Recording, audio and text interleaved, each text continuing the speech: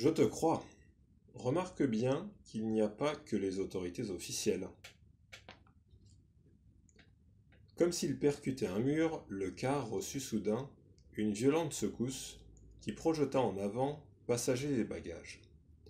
Une voix d'homme égrena rageusement des jurons qui maudissaient le conducteur. Une femme implorait en psalmodiant Marie, Joseph et Jésus. Un jeune enfant hurlait frénétiquement, sans doute réveillé en sursaut. Et cela n'avait pas été surpris par le coup de frein de son voisin, et s'en était prémuni en s'agrippant à son siège.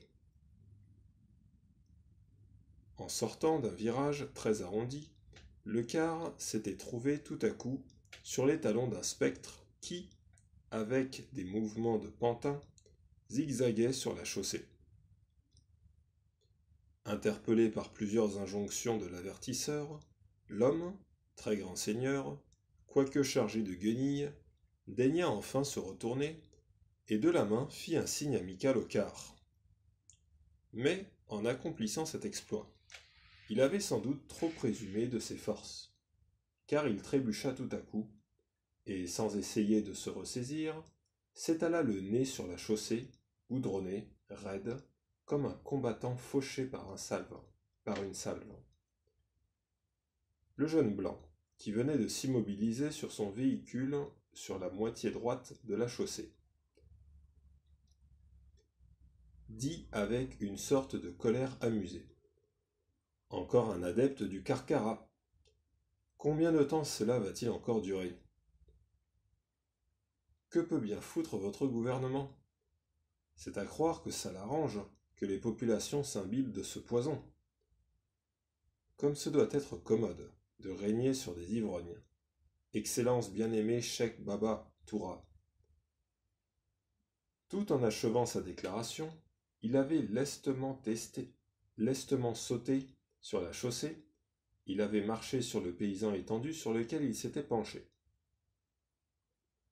Fous le camp de là, lui criait-il maintenant, tantôt en français, tantôt dans un bantou approximatif. Tu vas te faire écraser, malheureux. Tu désires donc mourir? Allons, lève-toi. Allez, debout. Tiens-toi. Tu vois, je vais t'aider à te lever. Je suis gentil, pas vrai? Lève-toi donc, voyons. Il avait presque fraternellement glissé ses bras sous les aisselles du poivreau et tâché à le soulever. Le paysan, assis maintenant, se dégageait et repoussait son sauveur, les yeux à moitié clos.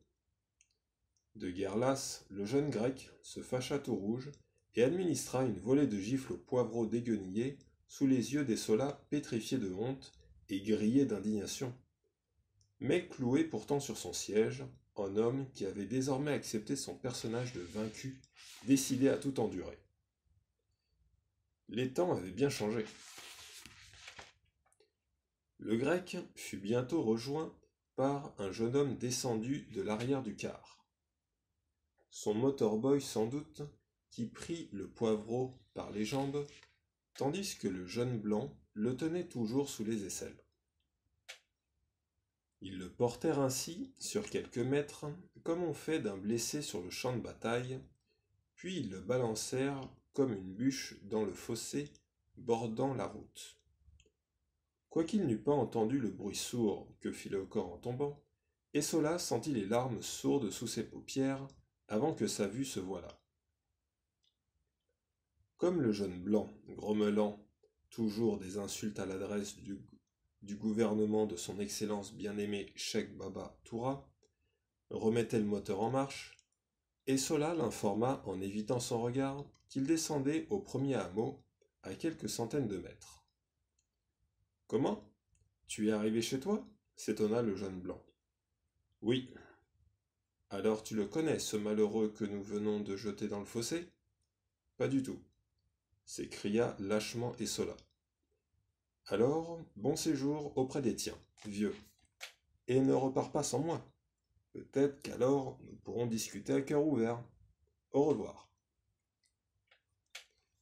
Plus ébloui qu'un nouveau-né découvrant le jour, ravi mais le cœur battant, attendri mais assourdi par la haine qui s'embrassait au fond de ses veines, il détaillait ses gestes, comptait ses pas comme un homme qui redoute d'échapper à sa propre vigilance.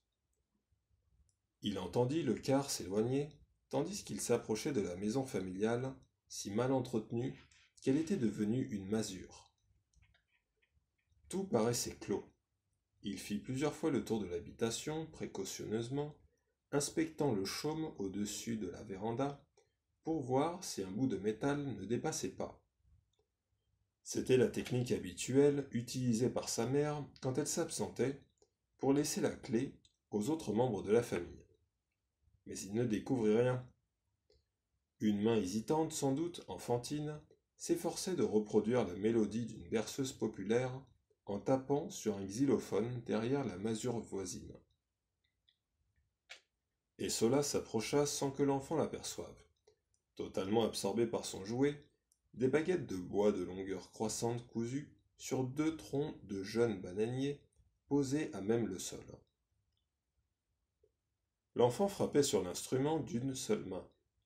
Il était tout nu, à genoux, dans la poussière, et Essola vit qu'il n'était pas encore circoncis. Quelle négligence! Ne put-il s'empêcher de s'impatienter à part lui? Qu'attendait-on pour emmener ce pauvre garçon à la boucherie? Qu'il eût 20 ans peut-être? Pour l'entendre beugler comme une bête conchâtre? Décidément, rien n'avait changé. Dis donc, comme tu as grandi, fit-il à l'enfant. Quel mal j'ai eu à te reconnaître. Tu t'appelles bien Tsimalem? Amoug, Amoug, Amoug, hurla tranquillement l'enfant nu pour toute réponse. Qu'y a-t-il, fiston? répondit une voix d'homme perdue au milieu des bananiers. Il y a un bonhomme? Quel bonhomme, fiston? Je ne le connais pas.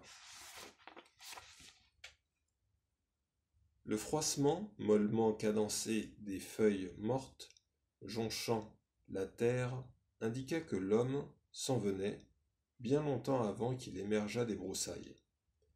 Le torse nu, les reins battus d'un short loqueteux, les jambes excessivement musclées, les grands pieds nus, bien aplatis sur le sol, c'était un homme de petite taille, qu'Essola dépassait de toute la tête, mais incroyablement râblé. Son visage jeune et souriant portait des yeux saillants. Apercevant le bonhomme, annoncé par son fils, il resta d'abord interdit, bouche bée, respiration coupée, apparemment immobile, l'œil écarté. Puis soudain, il explosa.